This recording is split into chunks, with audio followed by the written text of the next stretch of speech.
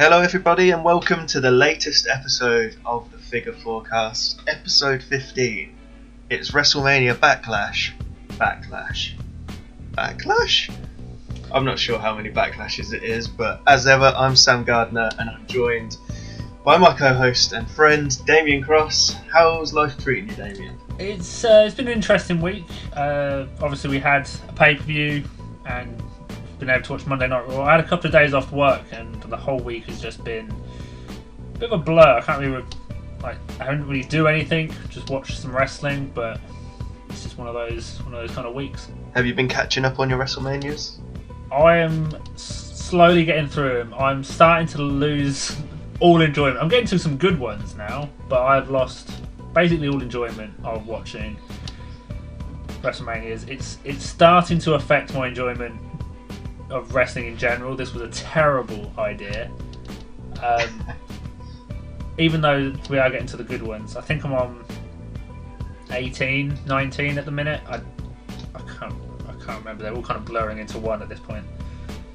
But I'm soon going to be at the ones I've already actually watched, and I don't know if that's going to be a good thing or a bad thing. Yeah, I don't know. I know I've said it before, but I'll say it again. I'm so happy that I won that predictions contest because that would have just been a really bad punishment.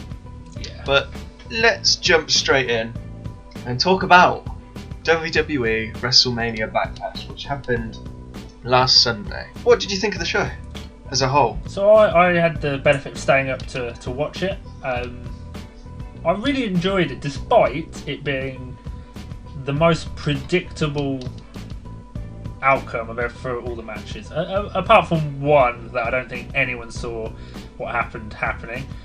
We'll get to that in a bit. Every match kind of went as we predicted it last week. We got every single one right. 6, so no punishment for either of us this week.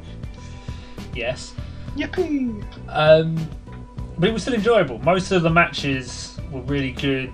Like in the ring, what was happening, they had some good storytelling throughout. And even though you kind of already knew who was going to win, or assumed we knew who was going to win, he didn't really take anything away. So for a B pay-per-view, I'd say it was pretty good from WWE. Yeah, I tend to agree with what you said there. Most of the matches sort of outdid my expectations in a way. We mentioned it last week. There was a couple of matches where the build has been uninspiring, to say the least, like the Raw Women's Championship match. But the match itself was okay. We'll get into it in a little bit in more detail. But yeah, although it was predictable, as you say, we got every single prediction right, I found myself entertained by the show. And I don't know if entertain's the right word for one match, baffled, but in a good way? I don't know. I honestly don't know what my thoughts are. I think we'll explore it in a little bit, but I don't want to talk about every single match that's on the show.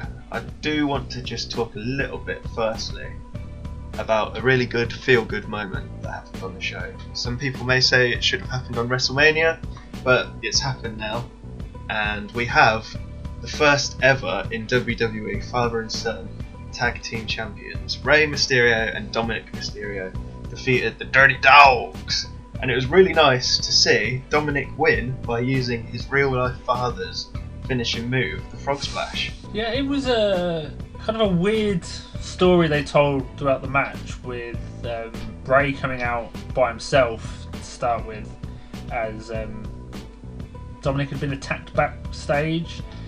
And then about halfway through the match, he came out to kind of make the save for his dad, and they go on to pick up the win. Kind of felt like an entire story had been told in that one match. Like normally you might drag that sort of thing out and have like the beat down, and then a returning wrestler come make the save a little while later. But they kind of condensed it all into one match story. But for me, it worked because I was like, oh no, they're not gonna get the big win. They're not gonna have the moment, and you get drawn into it then. So when they do pick up the win, you kind of feel that kind of elation that WWE wanted you to feel, and it kind of turned the predictability on its head. Everyone's going, oh, they're definitely going to win, and then they make it look like there's no way they can. And it would have been a very WWE thing to do, to tease that they were going to win and then do the payoff later. But I quite liked that they did actually give us that in the match. Yeah, I liked it too. I liked the beatdown, and the right people won. It's nice to get the tag belts on someone new for a change.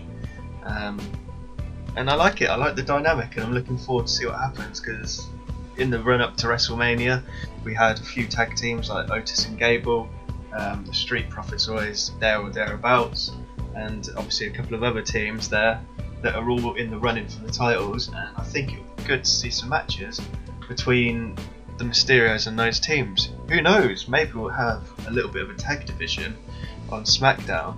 But I think the most important thing to come out of this match was obviously the Mysterios won, and now, as Dominic said on last week's SmackDown, in possibly some of the worst WWE scripting in a long time, the Dirty Dogs are going to have to call him Baby Champ.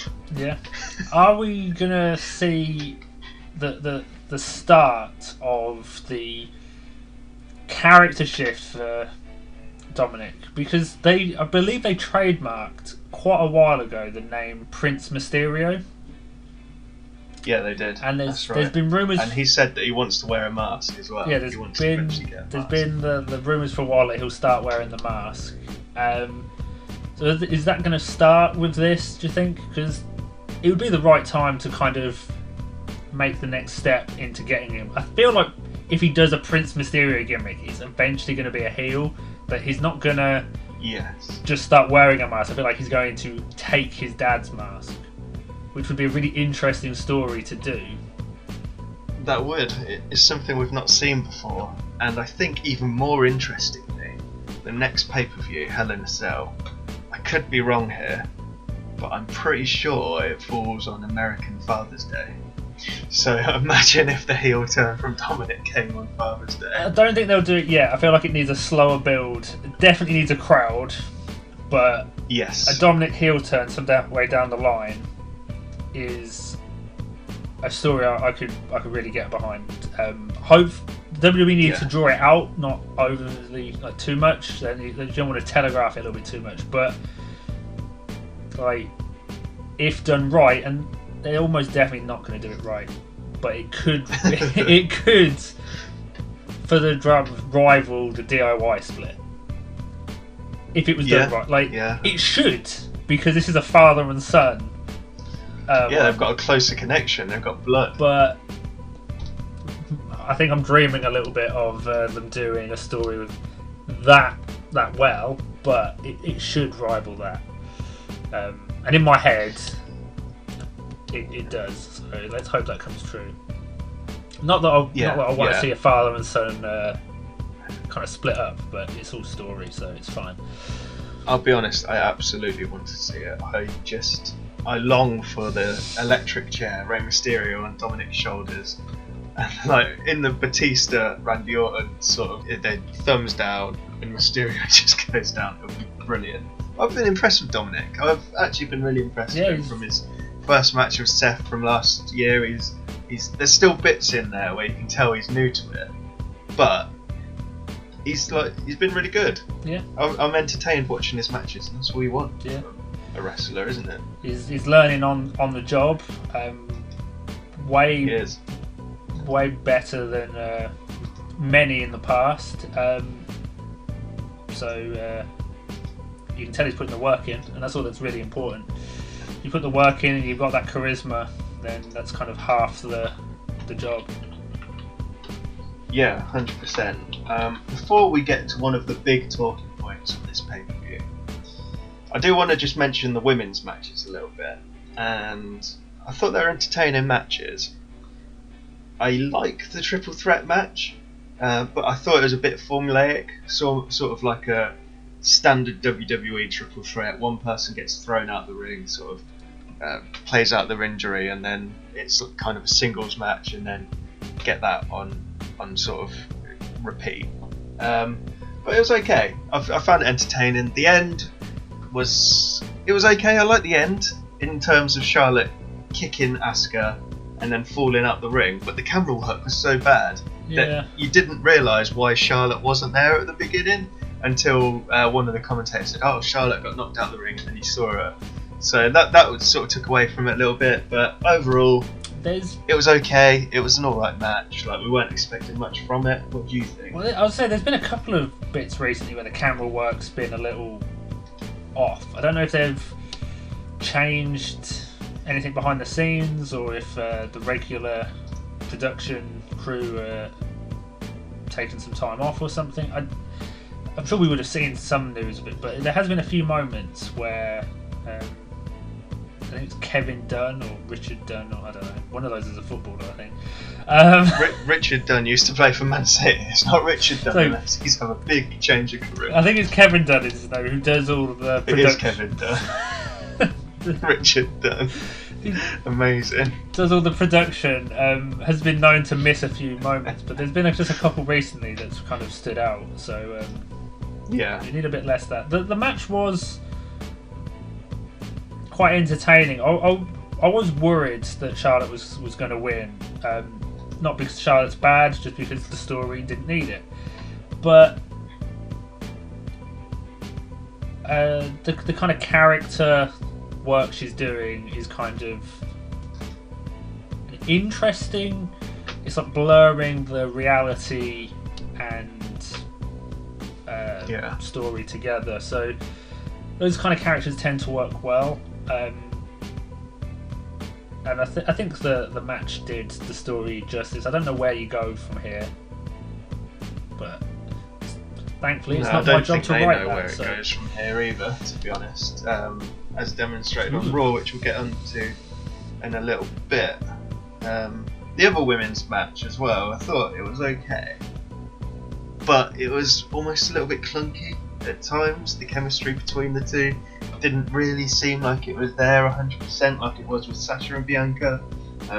Bayley was obviously going for the hair like Sasha did, not to the extent Sasha did, but like I say, it's just a little bit clunky, and the ending sort of brought that to the forefront with Bianca trying to hook Bayley's leg with her hair and slip in, and it all just felt a little bit off. I think more to do with how good the match at WrestleMania between Sasha and Bianca was, that you kind of notice it more. Like, if you have a really good match and you follow it up with a good but not great match, then it's going to look so much worse in comparison. And I feel like that's kind of what the problem was. I don't think there's anything wrong with the match. There's just been, we've seen better before. I think some of their matches before WrestleMania were a little bit better as well, and it just kind of made these look worse, even though they weren't really that bad. It was just kind of the situation. It's just seeing better stuff, and then you see something that's not quite as good. It's gonna obviously give you that opinion that it was bad, but I'm not saying it was a bad match by any sort of extent, but I kind of expected a little bit better. But look, the end result was right. Bianca won. I would have preferred to see her go over clean rather than sort of a bit of a, not a 50-50 finish, I don't know how to describe it. It wasn't a clean finish. There was a bit of sort of a question mark over it, like a quick roll-up type thing. So look, I'd rather a clean finish, but Bianca won, and I just really hope that they start booking her and the whole women's division on SmackDown better, because we're far from the heights that we were at sort of last summer with Sasha and Sasha and Bayley. Yeah. It sort of seems like we're a long way away from that at the minute of the way women have been booked. It feels that WWE have been holding back a little bit with no crowds, and they have announced that they're going to start going on tour again in July. So fingers crossed that they start being a little bit more willing to take some chances when they've got a crowd that they can gauge reactions to. That's always been Hell in a big thing. So hopefully that can be like just this kind of shift that things need to start getting back on track. We've been saying for a little while that something needs to change, and if it's done safely, going back on tour is going to be a big thing. So yeah, it's going to be massive, and we found out Money in the Bank has been pushed back to July to have fans back. So Hell in a Cell in June next month will be the last pay-per-view, fingers crossed, without fans in attendance. We'll talk about it a little bit more later, but them pushing Money in the Bank back to when they've got fans suggests to me there's going to be something big happening in Money in the Bank. Yeah, you'd hope so. There's something that they want to have fans in attendance for, so presumably one of the Money in the Bank winners is going to either be someone like surprising and they want that moment with the fans, or they're going to cash in on the same night. That is my early prediction for Money in the Bank. I'm going to say it now. I don't think that's a bad prediction. I think someone might cash in on the same night. Are you willing to put your neck on the line and say who? At the minute, not just because we have no idea what's going to be happening over the next 2 months. That's what I mean. It's either going to be someone really surprising in, like a huge return, or it's going to be a cash in on the same night. I think it's going to be a cash in on the same night, but I couldn't say who at the minute. It could be literally anybody. It could be Big E. Like, he's been having a bit of a push, so who knows? Well, The Fiend's not been on TV for a while, so I reckon Papa Shango's going to return, win Money in the Bank and feud with The Fiend and have a spooky bollocks feud. Alexa Bliss thrown in there, why not? Give the people what they want. Well, you've mentioned spooky bollocks, so I feel like we need to get to the elephant in the room, that the Miz versus Damien Priest lumberjack match. Insert zombie noise here, because my Internet Explorer crashed and I can't play it right now. Zombies, zombies. There you go. I might just keep what you put in and not do anything. Yeah. Watching this live was one of the strangest. As I did as well. You I was actually awake at this point. So, yeah, I was kind of like hazy awake because I knew I had work the next morning, so I set my alarm, woke up, and I had the first hour on, and I was sort of in between sort of a light sleep, and then this came on, and I was fully awake. They set it up a little bit earlier with John Morrison going into the locker room and seeing all the zombies, and then kind of trying to explain to Miz that the lumberjacks were zombies. And not just any locker room, the lumberjack locker room. So these were zombie lumberjacks. And I thought that was just going to be it, because obviously there was this whole thing for Backlash of tying into the Zack Snyder Netflix movie, which I can't remember the name of, but it's the zombie Army movie. of the Dead, I believe. Probably could be wrong. I think that is right. You've probably seen the things on Twitter, Instagram, Facebook. The zombie tiger is kind of the big promotional thing. But it was to tie into that because Batista is in that movie. He did a voiceover to open Backlash, and then we had this was the big tie-in. And I thought the locker room backstage thing was going to be the only thing. It was just going to be a little jokiness to it. And when they all came out, I had no idea what to think. I was stunned. I was like, is this happening? Like... Oh man. It got a lot of hate online. I grew to enjoy it as that match went on.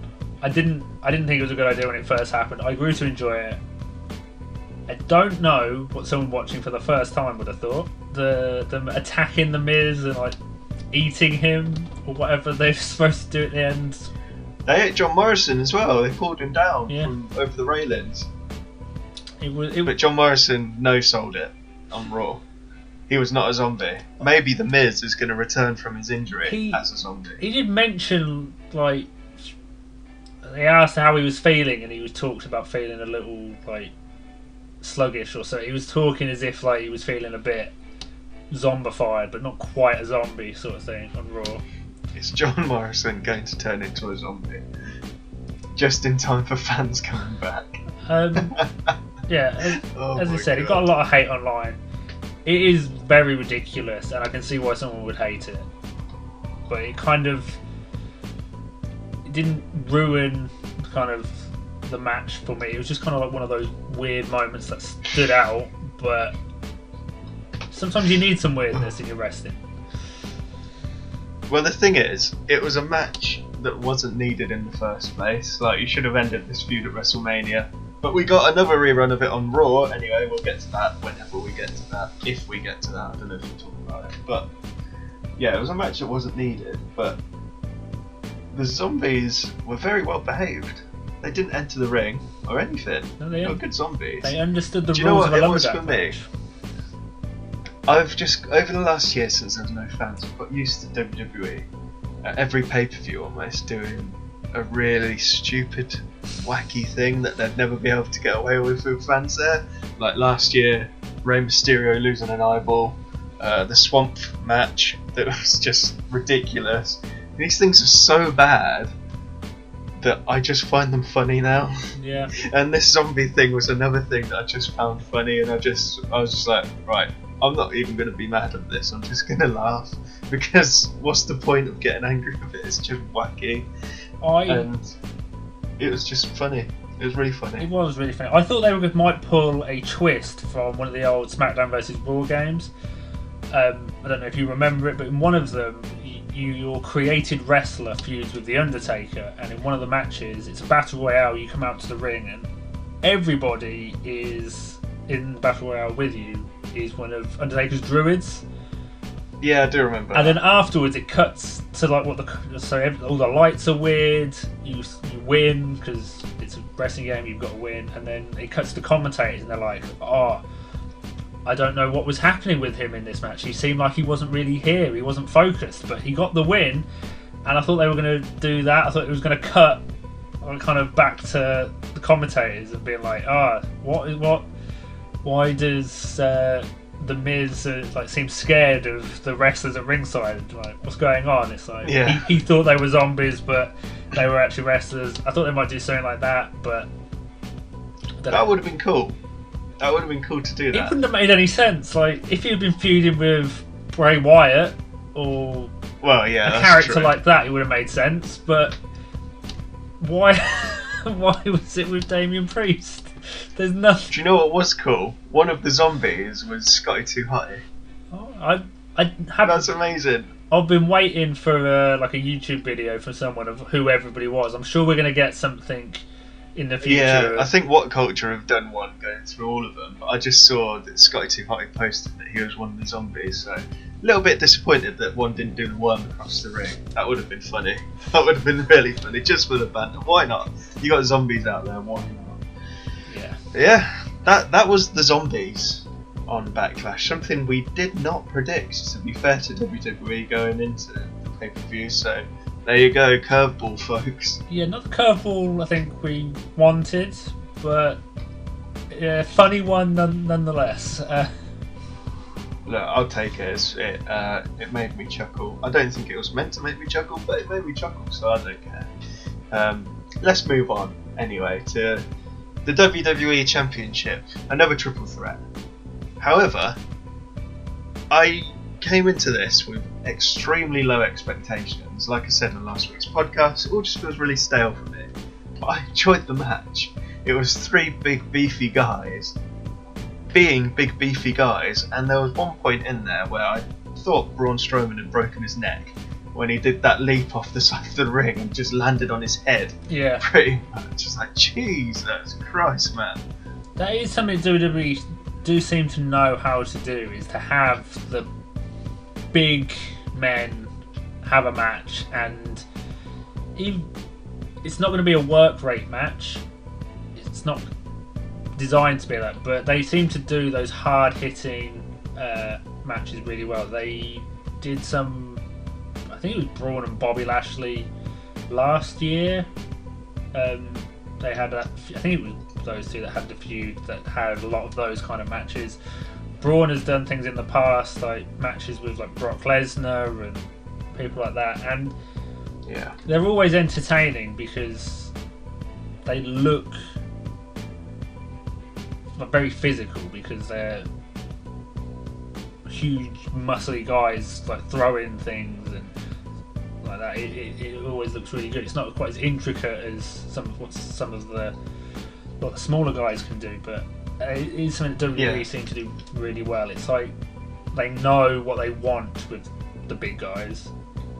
and they don't seem to always know what they want with the the smaller guys, unfortunately. But No, I agree with that. And Bobby Lashley seems to really like being thrown through the stage by Braun Strowman.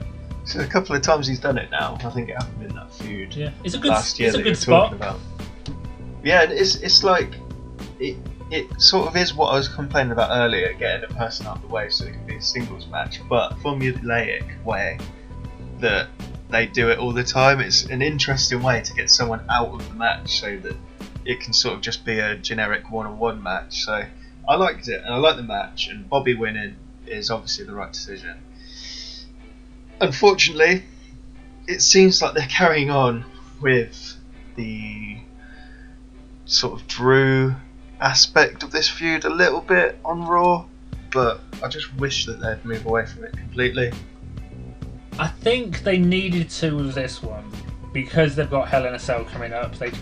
You need a couple of established feuds for Hell in a Cell because you've got to have a Hell in a Cell match. It's a problem with the gimmick pay-per-views in that, Hell in a Cell's coming up, got to have two people get really angry at each other so you can have a Hell in a Cell match.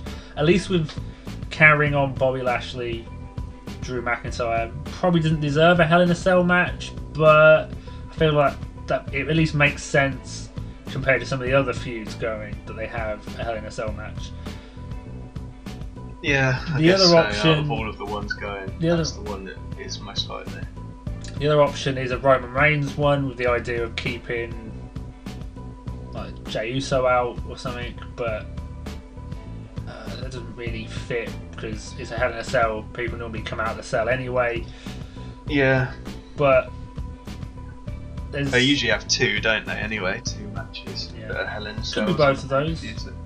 Look, we'll wait and see. Yeah. Do you know what? Drew McIntyre just doesn't seem like a likeable babyface for me now. He seems sort of like an entitled little bitch that's just whining about him not winning the title every time. It's just an excuse, sort of every Raw when he doesn't win the title. It's like, oh, but it wasn't my fault. Give me another chance. Fuck off, man. This isn't a babyface. He's just whining every single week. It's not likeable. That is the WWE babyface curse, unfortunately. I know it is. It's just part of the long-term bigger problem. Surprising is this is a company that gave us Stone Cold Steve Austin. Yeah, but think about how long ago that was, and since then, when has there been a babyface that is universally liked, like Stone Cold? John Cena in his early days, maybe. Face turn Batista, maybe. Yeah, but we're still talking like 10, 15 years ago for that now. That's 15. That's WrestleMania 21 for both of them. Yeah, exactly. After that, they've tried the white meat. Roman Reigns didn't work. Seth Rollins didn't work.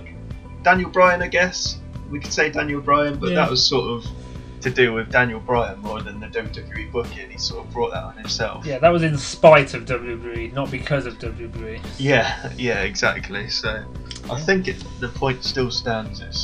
It's been a long time since they made a proper, likeable good guy, and Drew McIntyre is certainly not on that road to become one. He was when he beat Lesnar like a year ago. He was in that spot. Yeah, I know, but do you know what it was then? It was almost like he got the license to be himself in a way, because he was doing the countdown thing when it was fresh and new, and it was funny. The crowd would like count along to it, and he was just beating up these goobers, kicking their head off every week and looking good, getting the crowd involved, and everyone liked it. It was a bit light-hearted, but now he's just a bitch. He's a whining bitch. Oh, that's some powerful words. You keep saying I'm going to have Sheamus knocking on my door. You're going to have Drew McIntyre. He can knock on my door. I'll take him down. I don't think it's okay because Scotland are going to bomb the Euros and England are going to win it, so it's fine. Wow. It's fine. We don't need a match. We've got Scotland versus England in a month or so. We'll just decide on that. I'm going to clip this and tag Drew McIntyre in it on Facebook, on Twitter. So, shall we talk about Roman Reigns versus Cesaro? Let's. The main event of WrestleMania Backlash. I really wish Cesaro had won. We didn't think he would, but I did really wish that had happened. The match was good. I'm just not entirely sure where it goes on from here. At the time of us recording, this week's SmackDown hasn't aired. We don't really know what's going to be happening, but we don't know the Backlash from WrestleMania Backlash. Yeah. No. And to know if there's any backlash to that Backlash from Backlash. No. But Fuck no. I'm excited to see where it goes. The match was really good, and I feel like if there'd been a crowd in front of it, if there'd been a crowd watching it live, it would have been a big moment for Cesaro. Yeah, agreed. He looked good despite losing, so which is kind of what you want from that sort of match.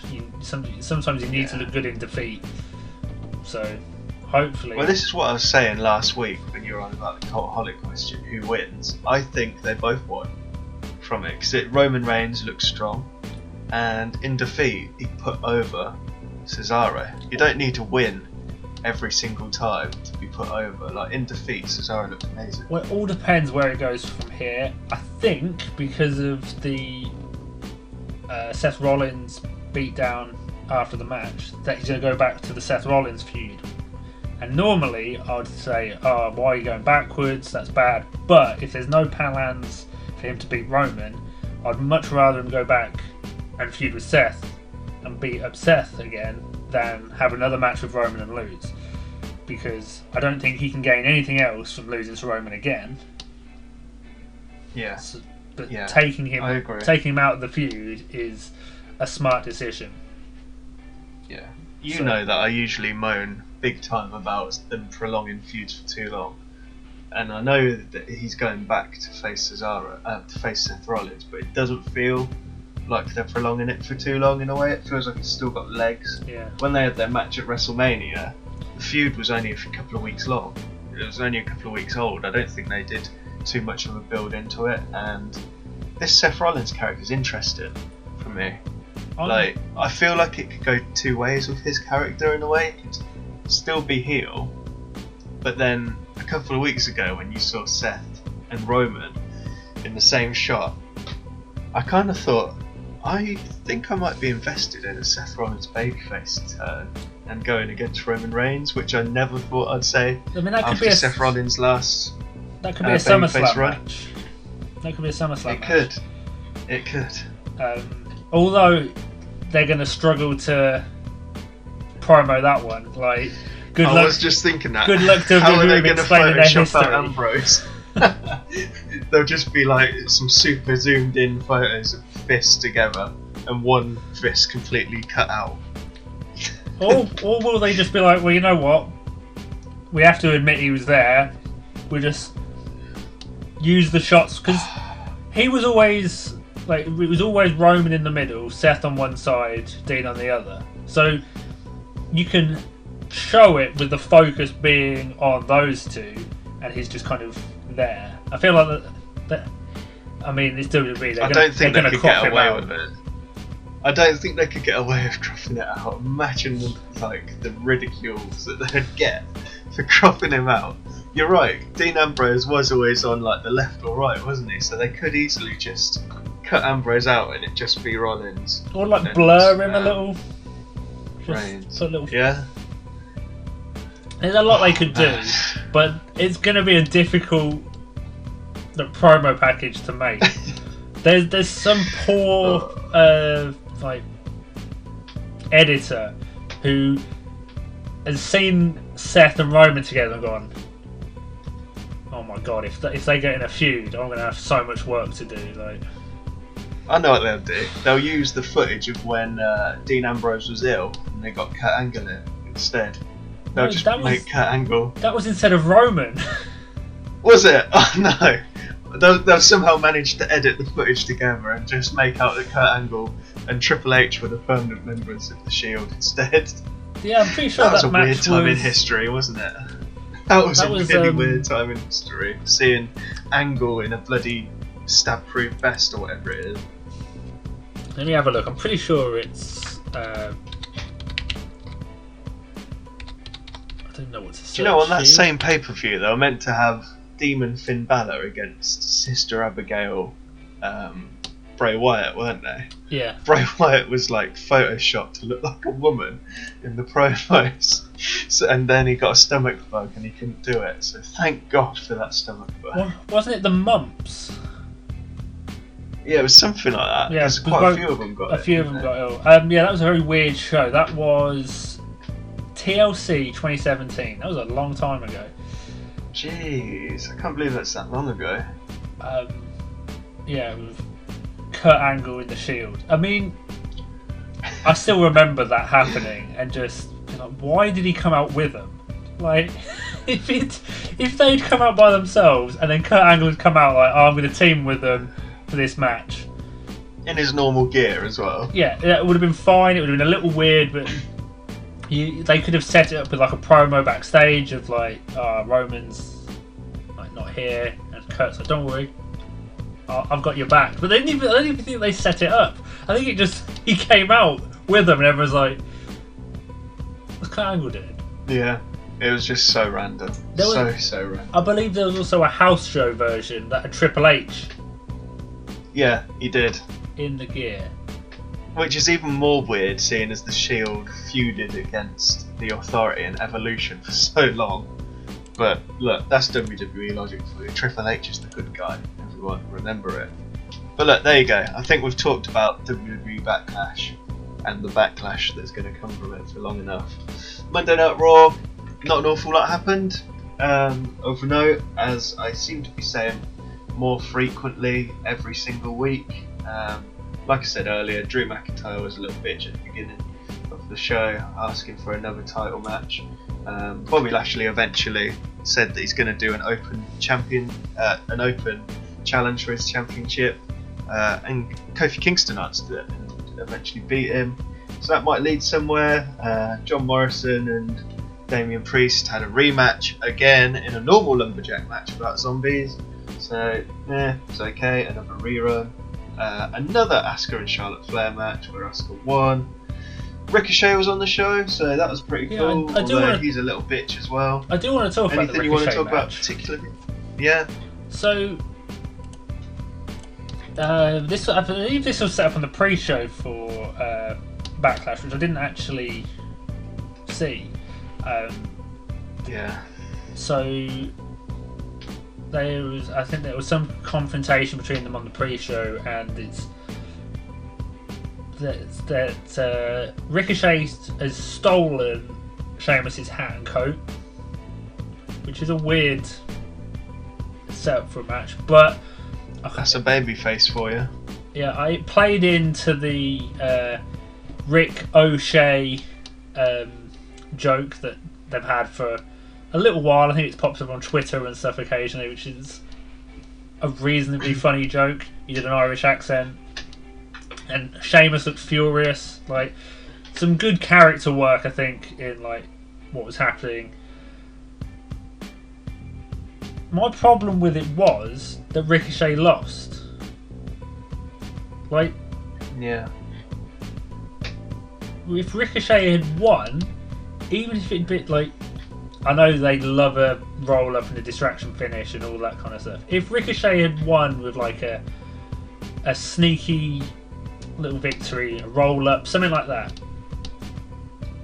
then you've got a story. Like, he's embarrassed Sheamus by mocking him, then he's beaten him. Now you've got a story.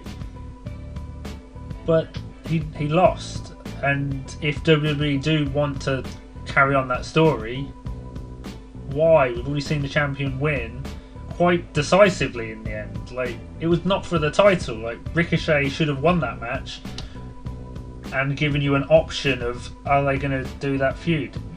And what surprises me the most is I thought that while I was watching it, like, that was such a bad decision that Ricochet lost, because you could have built a story of him versus Sheamus, could have been an interesting feud. They did the exact same concept either the next match or like the main event, like having Kofi Kingston beat Bobby Lashley allows you to set up a potential Kofi Kingston Bobby Lashley feud, but they should have used that earlier in the night and done something different here. It didn't make sense how they did it. It's like you had the idea, you just used it in the wrong spot. Why? I know. But as you know, there's no rhyme or reason with Monday Night Raw, and there hasn't been for a while now. Look, I have a feeling when WWE write their plans, they write down the name of the match and then they don't use their names anymore. And what's happened is someone's got all the pieces of paper and he's gone to take them to Vince and he's tripped over. Maybe Shawn Michaels is super kicking people in the hallways again. All the papers have gone everywhere. He's just piled them together and given them to Vince. I hope that's right. And we're getting these weird endings that should have been for other matches. It does seem that way. It does seem that way because, like, a couple of weeks ago, we obviously had Mansoor come up and lose his undefeated streak. Travesty. We had Humberto Carrillo. He's been taken out, obviously, because he's injured. Now we've had Ricochet. I was about to say Ricochet then. Ricochet. Who are we going to have next week? Like Mark Jindrak or someone? Who knows? It could be literally anyone. I mean, look, not going to be Velveteen Dream. See you later. I love Sheamus. Like, me too. He's such a great character. I want him to hold on to the belt for ages because that belt looks awesome on him. But I want him to see him in a good story. Yeah. So yeah, ultimately, I think we both just want a good short story for Sheamus to get his teeth into. Like, it feels like a long time since he had a good story too. I think it was Drew McIntyre earlier in the year, but obviously had the piss cup incident with Jeff Hardy last year, which was interesting. Anyway, I think that's enough talk about WrestleMania Backlash and WrestleMania Backlash's Backlash. Next week we'll talk about WrestleMania's Backlash. WrestleMania Backlash's Backlash, and so on and so forth every week after. But the big news coming out of the world of WWE this week, or today even, as recording, it was announced today, Friday, the 21st of May, 2021, that WWE are returning to touring and live crowds are coming back as of, I believe, the 16th of July. They're kicking it off with a 25-city tour or something like that, and Money in the Bank are going to have fans back, Raw and SmackDown are going to have fans back. Is this normality returning? It seems that it's some level of normality. I know here in the UK we've had quite a successful vaccine rollout.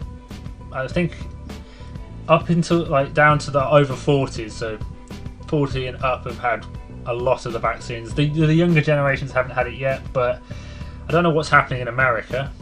We're not far off though, because my brother's just been offered his and he's 33. So he's going to get it soon. I looked actually earlier in America, and in terms of percentage of population, they're pretty much the same. It's like 80% or something. So that's pretty good. Population have had at least one jab. So it's starting to feel a little bit more comfortable going out and doing things here. So I imagine it's a similar kind of feeling over in America. It looks promising. I don't want to count my chickens before they hatch, so to speak, but I'm feeling pretty promising about some return to normality. And as I said earlier, I feel like WWE have got something big planned for Money in the Bank. The first, obviously, WrestleMania was the first show, but like the kind of first pay-per-view back for like a string of them. WrestleMania is always its own beast, so yeah, I feel there's going to be some big plans. Obviously, we then got SummerSlam, which is end of August, I think. Yeah, and that's apparently going to be held in Las Vegas, which would be pretty awesome. So there's some good times, hopefully, on the horizon for WWE. They always seem to do their best around the big pay-per-views, WrestleMania and SummerSlam. And I feel like with the injection of crowd energy, it can hopefully be the turning point for WWE. And also, on a personal note, I'll have finished watching all the WrestleManias, so I don't think I'll be as burnt out from watching wrestling as I am at the minute. And can actually start looking forward to each show. So, just going back to your prediction of there being a big moment in Money in the Bank, Q Goldberg returning and winning Money in the Bank. yeah, I say big. Do you know what? I wouldn't be surprised in the I slightest. say big. I want it to be good as well.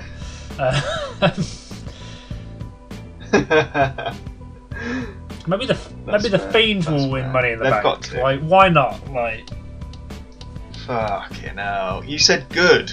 yeah, Something good, man. No, that's not good. that would be interesting. Maybe Lily will win it. I don't know what's happening with who's that feud gonna? Is that Shayna?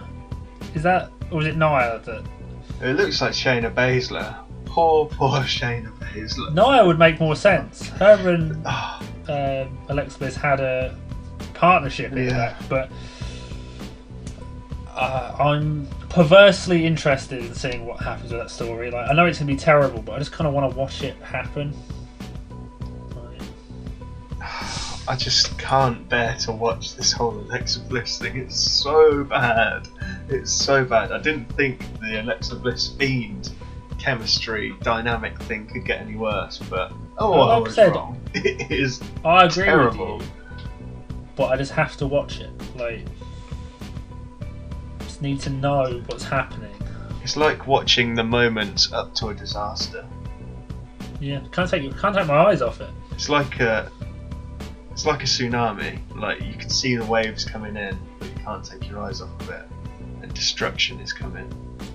I think that is the That's what it perfect is. way to end episode 15. I don't think there's much more we can talk I about. think it is. So no, I think there you go. That is WrestleMania Backlash being discussed by me and Damien.